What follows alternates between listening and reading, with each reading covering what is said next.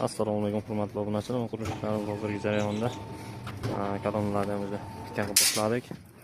Oldin videolarimizda aytganimiz fiksatorlar nima, fiksatorlar qanday qo'yiladi, fiksatorlar qilish jarayonlarini qo'yganmiz. Shuncha metallom qayerda ishlatishdilar. Hammasi atqod bo'lib ketibdimi? Shuncha atqod metalldan chiqib ketgan. Ya, hozir darsdan atqod emas. Bu o'sha oldingi videolarimizda aytgan fiksatorlar. Unda qayirib qo'yib chiqiladi. Apparatlarda qayirib qo'yib chiqyapti, ko'tarib. Aytgandek oldin mana birinchi stroyimizda armaturalarni taxlanib terib o'rilgandan keyin kolonnalarni hozir joy-joyiga o'rnatib chiqishda, endi urilingga to'g'rilashadi. Ustolarimiz shavjida fiksatorlar tikka qilib ishlayapti.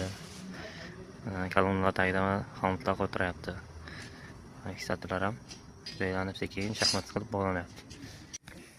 Kolonna ham qotirilgan. Kolonna qotirilishi.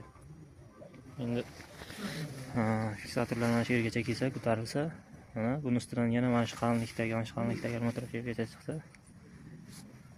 addush bilan bu birinchi stoy pastki etajdagi armaturalarga mahkamlanish kerak, shundan mahkamlanib chiqib ketadi.